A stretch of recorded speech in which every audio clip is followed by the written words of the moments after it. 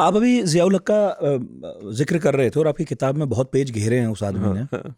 आप बताएंगे क्यों घेरे हैं, लेकिन आप कह रहे हैं कि ज़ियाउल हक की कोई बहुत अच्छी राय नहीं थी, जबकि ज़ियाउल हक की मौत पर पुलवामा, बारामूला, श्रीनगर, भद्रवाह में वायलेंट प्रोटेस्ट हुए। इतनी लाइकिंग, ये 90 होगा। यस, देखिए ज़ियाउल हक जो था उसके लिए ये लोग काम में लेते हैं मर्द मोमिन। हाँ, मर्द मोमिन कहते हैं। और वाकई में वो मर्द मोमिन ही था, बिकॉज ज़ियाउल हक जो था वो एक ऐसे चैलेंजिंग सर्कमस्टेंसेज में पाकिस्तान को लीड कर रहा था।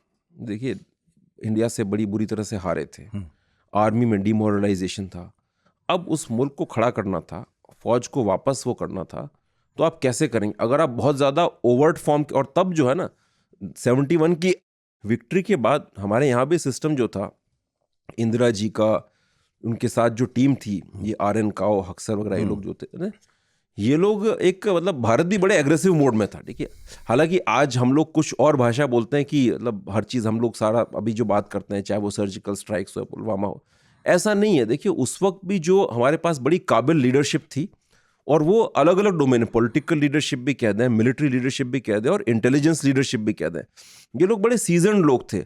अब इंदिरा जी के जो एडवाइजर थे PN हक्सर, हालांकि वैसे वो आदमी लेफ्टिस्ट था, मैं आपको बता रहा हूँ, ठीक है, बिल्कुल पता है, लेकिन वो इतना भयंकर विद्वान आदमी था, इतना जबरदस्त पढ़ा लिखा आदमी था कि उन्होंने जो एडवाइस वगैरह इंदिरा जी को किया कि वो पूरे वेस्ट को कभी एक हाथ से जो है रशियंस को हैंडल कर रही है, उधर से पूरी फॉरेन पॉलिसी उन्हीं की बनाई हुई है। हेनरी किसिंजर को जो है आपका जो है निक्सन विक्सन को सबको धूल चटा करके, तो वो कई बार आप जब इतने विद्वान इंटेलेक्चुअल लोग लेके आते हैं ना, तो उसका इम्पैक्ट नजर आता है। ठीक है, और ये सारे जो एरियाज हैं उनके अंदर ऐसे लोगों को ही आना चाहिए। उस आदमी की पर्सनल कैरेक्टर वाइज इंटेग्रिटी इतनी स्ट्रांग थी, फाइनेंशियल मैटर्स वगैरह के ज़बरदस्त। आई थिंक पुराना किस्सा बताते हैं कि उनकी वाइफ कहीं शॉपिंग वॉपिंग कर रही थी कोई, तो कहीं से बात तो उन्होंने तुरंत एक्शन, नहीं आप मत करिए क्या सर से, कि अगर मेरी वाइफ भी है तो क्या हो गया। आई डोंट रिमेंबर एग्जैक्टली पूरा, बट कहने का मेरा सारांश यही है कि वो बहुत ही हर तरीके से मतलब है ना बहुत मजबूत आदमी था।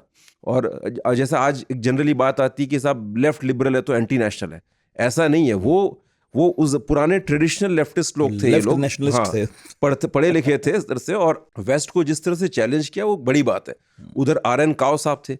RN काओ साहब पर्सनली बड़े रिलीजियस आदमी थे, पूजा पाठ करने वाले आदमी थे, and was a gentleman spire. ठीक है, बहुत पढ़ते लिखते थे ना, और उनका एक दायरा जो था नॉलेज का वाइड स्पेक्ट्रम कहते थे ना, वो एक टिपिकल आपको सिविल सर्वेंट वाली एरोगेंस वगैरह वो उनके उसमें नहीं मिलेगा। इनफैक्ट उनका तो विजन ही ये था कि हमें रॉ को जिस तरह से शेप अप करना है, उसको एक नॉन पुलिस सेंट्रिक ऑर्गेनाइजेशन बनाना है, और अलग अलग डायमेंशन से आप अलग अलग डायरेक्शन से आप लोग लेकर के आए हैं, बड़े डाइवर्स बैकग्राउंड के, और इसीलिए उन्होंने अपना एक कैडर क्रिएट किया, RAS कैडर जिसको बोलते हैं, रॉ का।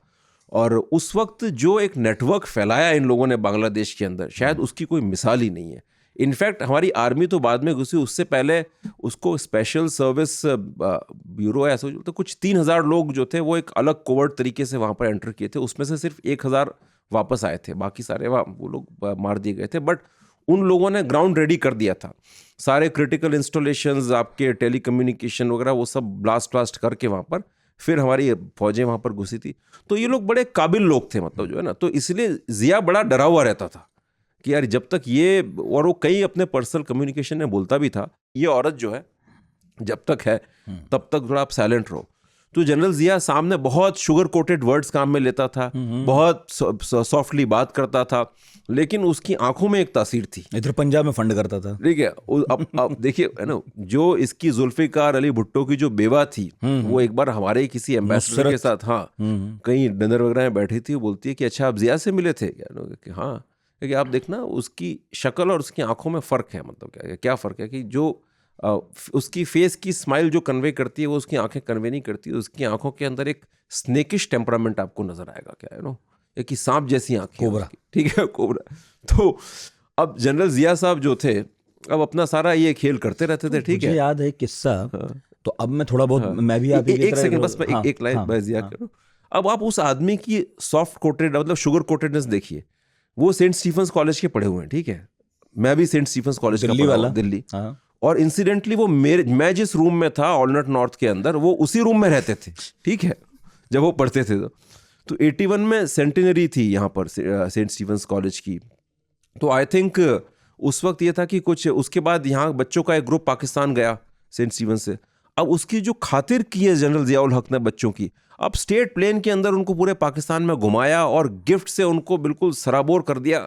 फिर हमारे जो उस वक्त जो ये नटवर सिंह वहाँ पर जो सफ़ीर थे इंडिया के, अब उनको क्या था, नटवर सिंह साहब को थोड़ा सा रॉयल्टी के साथ ऑब्सेशन था। हालांकि वो प्रॉपर मतलब वो थे, उनका एक लिंकेज ज़रूर था रॉयल्टी के साथ में, लेकिन ऐसा नहीं था कि वो प्रॉपर रॉयल्टी के जैसे देखिए मतलब फ़र्क, एक तो आप सीधे के सीधे महाराणा या ऑफ उदयपुर हैं या उनके फैमिली से हैं, या महाराजा ऑफ जोधपुर उनकी फैमिली से, एक आप आपसी रिश्तेदारों में, तो उस तरह का एसोसिएशन था, तो कहीं कुछ कमी रह गई थी।